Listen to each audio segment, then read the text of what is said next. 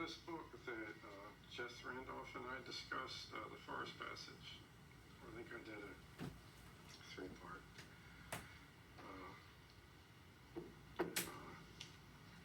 study of it in one of my masculinity books maybe 10 years ago.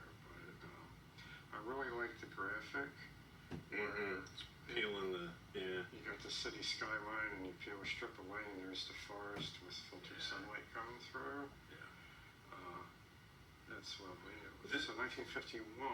That's one of my all-time favorite books, and the reason is I really like Oymasville, which we'll get to a lot. But Oymasville is a philosophical novel, so it's a fictional thing, but he does portray ideas that are they're the culmination basically of what he put down in the Forest Passage, like 20-some years earlier. But the Forest Passage was like the birth of the idea of his idea of the anarch, which is fully fleshed out in the anarch, I do recall from him as well. Yeah, so the Forest Rebel is kind of the shows up as the anarch. First stage of the anarch. The anarch is like the fully the transcendent, the next step. So yeah. Now, the Glass Beast. This is really a pretty edition here. 1957.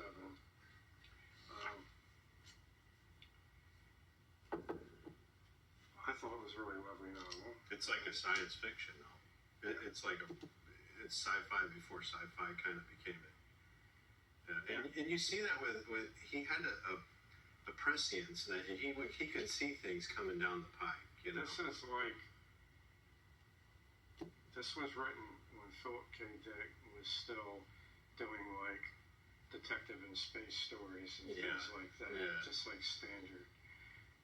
Before he had his brain damage and drug use, the drugs, that resulted in him kind of writing like, a week younger, because Younger's characters don't come off like. They're men. There's nothing emasculated about Ernst Junger. Up to the very end, he was, there was no. None of that. It was this is a solid 220-page. It's an excellent book. Yeah, anybody who likes just sci-fi should read that. Kind of a perfect length book for a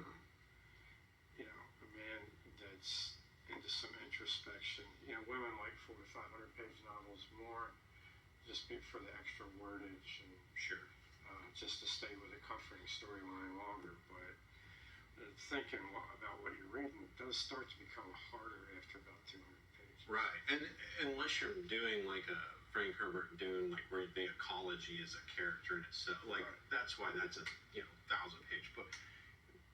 You could have broken that down into smaller books too, but some of those sci-fis get really really lengthy because of the world building. Yeah, when you're world building, it does. But really, he didn't have to world build it in so much that it was really about technology or the implications of technology. Yeah, so this was like one-shot novel.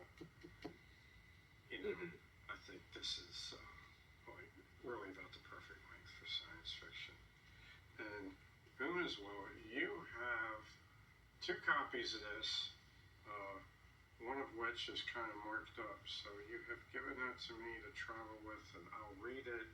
And I never read the whole thing. I want to read the whole thing and do a review of it as a wrap-up of my book on conspiracy, because I recall enough of the novel to realize that the character is caught in a world that's essentially a structured conspiracy against the individual.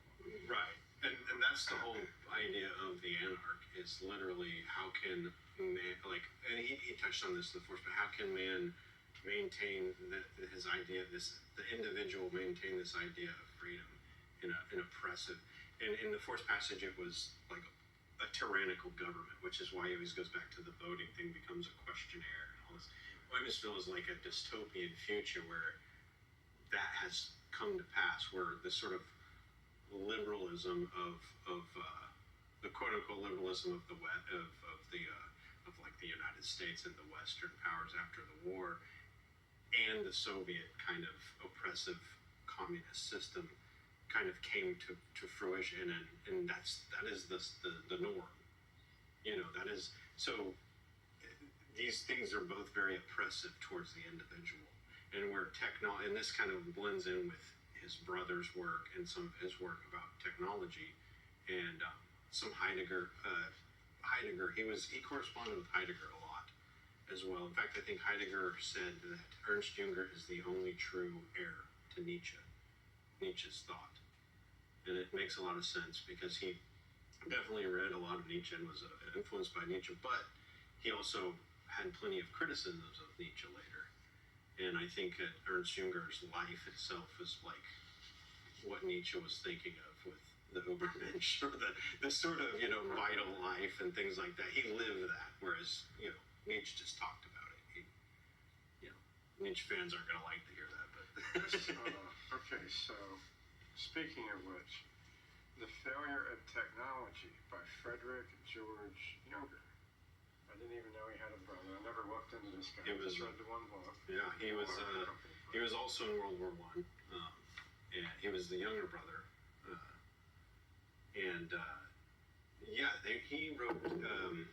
He actually Friedrich George Junger translated a lot of Nietzsche too. Like he wrote whole books about. It's not been translated to English, but he didn't translate Nietzsche. He wrote like a big study of him. He was big into that. But he also wrote about technology, and both the Junger brothers talked about the idea of the Titans, right? In myth and stuff, the Titans rise and the gods come and they overthrow the Titans, or they imprison the Titans. The Titans represent kind of elemental forces, right? The raw elemental forces, time, just fire, energy, all these things. These are raw natural forces, and the gods tame them and overthrow them. But things come back around, and the Titans rise again. And so their idea is that we're living in an age of a Titanic age, right? And technology is the armor of the Titans, or the clothes of the Titans. So as technology reaches what Friedrich George said, as technology reaches perfection or completion, these are what the implications are going to be for the individual, for man. It's a very interesting book. The Failure of Technology is very, very good. It was written, I believe, in the 50s, and he points out things saying, in the introduction, he's saying 1946. Oh, okay, so 40s, even earlier. A lot of the stuff he says in that book just came true, and it's like a prophecy in a lot of ways. And I'm really interested in the structure of the book. Like when I scan a book, based on the typeface and the 146 pages, I'm going to guess it's 35 to 40,000 words. Okay. Mm-hmm. He has 38 chapters and some endnotes, and the titles of the chapters are just really evocative. The Mirage of Socialism, Functionalism versus Vitality,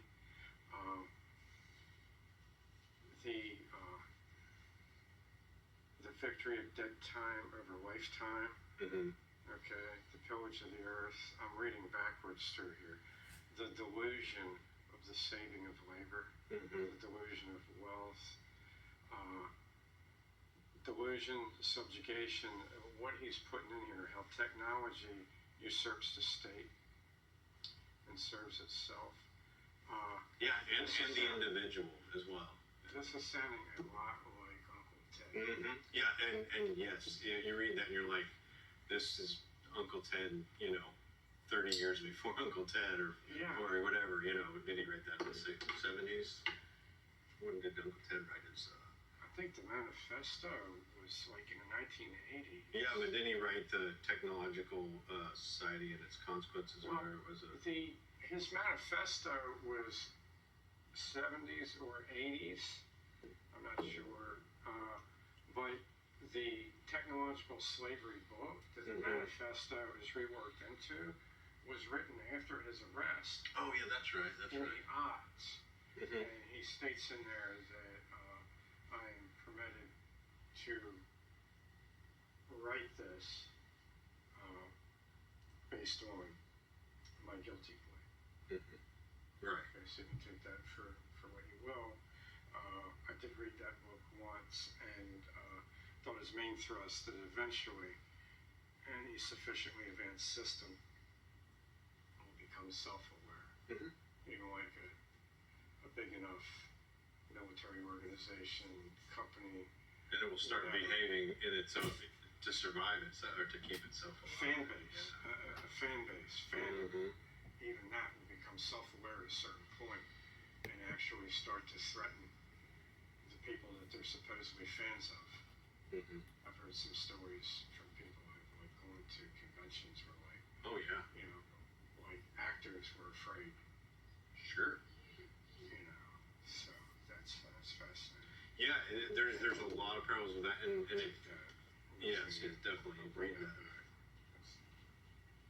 If you don't, you can gift it to somebody that you think can get some use out of it. That's, Well, I can definitely. My friend Bob is going to read both of these. yeah.